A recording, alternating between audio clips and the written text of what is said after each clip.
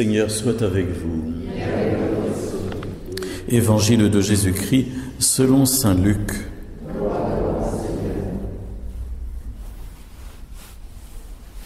En ce temps-là, voici qu'un docteur de la loi se leva et mit Jésus à l'épreuve en disant : « Maître, que dois-je faire pour avoir en héritage la vie éternelle ?» Jésus lui demanda : « Dans la loi, qu'y a-t-il d'écrit et comment lis-tu » L'autre répondit : « Tu aimeras le Seigneur ton Dieu de tout ton cœur, de toute ton âme, de toute ta force et de toute ton intelligence, et ton prochain comme toi-même. » Jésus lui dit : « Tu as répondu correctement. Fais cela, et fais ainsi, et tu vivras. » Mais lui, voulant se justifier, dit à Jésus : « Et qui est mon prochain ?» Jésus reprit la parole. Un homme descendait de Jérusalem à Jéricho, et il tomba sur des bandits. Ceux-ci, après l'avoir dépouillé et roué de coups, s'en allèrent, le laissant à moitié mort. Par hasard, un prêtre descendait par ce chemin, il le vit et passa de l'autre côté. De même, un lévite arriva à cet endroit, il le vit et passa de l'autre côté.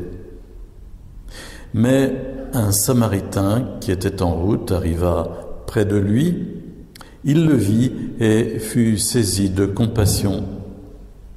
Il s'approcha et pansa ses blessures en y versant de l'huile et du vin. Puis il le chargea sur sa propre monture, le conduisit dans une auberge et prit soin de lui. Le lendemain, il sortit 2 pièces d'argent et il les donna à l'aubergiste en lui disant : « Prends soin de lui. Tout ce que tu auras dépensé en plus, je te le rendrai quand je repasserai. » Lequel des 3, à ton avis, a été le prochain de l'homme tombé aux mains des bandits ? Le docteur de la loi répondit : « Celui qui a fait preuve de pitié envers lui. » Jésus lui dit : « Va, et toi aussi, fais de même. » Acclamons la parole de Dieu. Louange à toi, Seigneur Jésus. Lorsque nous lisons un passage dans l'Évangile, il est tout à fait important de regarder aussi ce qu'il y a avant et ce qu'il y a après, de regarder le contexte. Et il ne faut pas séparer cette parabole du bon Samaritain de l'Évangile que vous entendrez dimanche prochain, et qui est la suite, qui est la rencontre de Jésus chez Marthe et Marie, un épisode que vous connaissez aussi, où Marthe est à la cuisine et Marie est assise aux pieds de Jésus, et où Marthe finalement finit par être un peu irritée de ce que Marie ne fasse rien. Et ces 2 passages de l'Évangile nous parlent chacun à leur manière de l'essentiel. Pour la parabole du bon Samaritain, Jésus la donne en réponse à la question qui lui est posée : mais qui est mon prochain ? Qui est mon prochain ? Puisque cet homme a dit tu aimeras Dieu de tout ton cœur, puis ton prochain comme toi-même. Mais voilà, il ne sait pas exactement où s'arrête le cercle, où va le cercle de son prochain. Qui est mon prochain ? Et Jésus donne cette parabole en réponse. Et puis dans l'épisode que nous entendrons dimanche prochain, c'est au contraire peut-être la dimension verticale qui est soulignée par Jésus, puisqu'il dit à Marthe que Marie, qui est à ses pieds et qui écoute sa parole, a choisi la meilleure part et qu'elle ne lui sera pas enlevée. Et nous comprenons que les 2 commandements, nous le savons bien, mais ne sont pas séparables l'un de l'autre. Il faut à la fois aimer Dieu de tout son cœur, de toute sa vie, et et aimer son prochain comme soi-même. En ajoutant peut-être que la certitude que nous pouvons avoir d'aimer Dieu, nous la trouvons dans la façon dont nous aimons réellement les personnes qui sont autour de nous. Là, au moins, nous sommes sûrs de ne pas être dans l'illusion, de ne pas nous tromper. Si nous aimons concrètement les personnes qui sont à côté de nous, nous sommes sûrs d'aimer Dieu.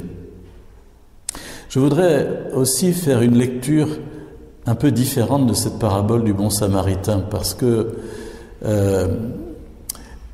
c'est quelque part, comment dire, Jésus parle de lui-même, et le samaritain c'est comme son pseudo. Vous savez, aujourd'hui on va sur les réseaux sociaux avec son nom véritable ou avec un pseudo pour se cacher et pouvoir intervenir. Et ici, Jésus emploie un pseudo pour parler de lui. Et il est ce samaritain, cet étranger. Reprenons la parabole. Elle commence par cet homme qui descend de Jérusalem à Jéricho. Jérusalem, 850 mètres au-dessus du niveau de la mer. Il y fait même assez froid l'hiver. Et puis Jéricho, l'endroit le plus bas du globe, à moins 400 mètres en dessous du niveau de la mer. Il fait une chaleur écrasante. Et il y a une route effectivement qui descend de l'un à l'autre et qui fait une trentaine de kilomètres. Et Jésus nous décrit cet homme qui descend de Jérusalem à Jéricho. Et là aussi, c'est un pseudo pour nous parler d'Adam, nous parler de l'homme au point de départ de l'humanité, Adam et Ève, qui se sont séparés de Dieu et qui sont descendus de l'Éden vers une position qui est la position d'une privation de la communion avec Dieu. Ensuite, Jésus va nous parler de deux personnes, le prêtre et le lévite. Et c'est un pseudo, c'est une façon de décrire ceux qui vont venir au secours de cet homme qui gît à demi-mort, à savoir la loi et les prophètes, le prêtre et le lévite. La loi et les prophètes. L'Ancien Testament, autrement dit la Bible. Et Jésus dit que l'un et l'autre sont incapables de secourir cet homme. Et ainsi, s'il se détourne par ailleurs, c'est pour des raisons de pureté légale. On a du mal à imaginer ça, mais évidemment, toucher un mort pour un prêtre qui se rend au service du temple ou qui revient, c'est contracter une impureté légale. On comprend mieux la façon dont il se détourne de cet homme qui gît par terre.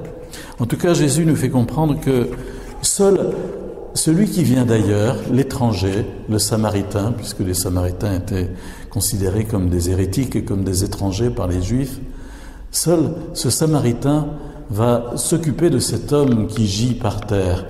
Et on nous dit qu'il arriva près de lui, il le vit et fut saisi de compassion. Et les mots employés sont les mêmes que nous trouvons dans la parabole du fils prodigue, où le père attend son fils et puis il est saisi de compassion. Quand il le voit, il le prend dans ses bras et il l'embrasse. Et alors il va panser ses blessures en y versant de l'huile et du vin, l'emporter à l'auberge. Et les pères de l'Église nous disent que cela préfigure l'Église et que l'huile et le vin préfigurent aussi les sacrements de l'Église. Et c'est lui qui prend soin de cet homme jusqu'à dire « tout ce que tu dépenseras en plus, je te le donnerai quand je repasserai ». Autrement dit, cette parabole n'est pas seulement à prendre comme une réponse à la question posée « où est le cercle de mon prochain ?», mais aussi comme une description, une image de l'acte rédempteur de Jésus. Et quand Jésus dit à cet homme « va », et toi aussi fais de même, quand il nous dit « va et toi aussi fais de même », il nous demande de prendre comme mesure ce que lui, Jésus, a fait pour nous et d'agir de la même façon pour les autres, d'avoir cette même générosité, ce même dépouillement, ce même don qu'il a eu lui-même en donnant sa vie pour nous. On comprend mieux la beauté de cette parabole, et si vous circulez cet été, quand vous passerez dans ces églises, regardez les vitraux. Il y a des églises où vous trouvez la parabole du bon samaritain, par exemple, je crois que c'est à Sens-Auxerre, vous avez un vitrail qui représente la parabole, décrite comme je la décryptais avec Adam, le paradis, et puis la loi, les prophètes, etc. Et c'est très beau de comprendre cette parabole ainsi, que le Seigneur nous nourrisse spirituellement à travers sa parole. Nous entendions dans la première lecture, la parole est tout près de toi, elle est dans ta bouche, si tu la répètes, elle est dans ton cœur, si tu en fais ton miel, et elle est dans tes mains, si tu la mets en pratique.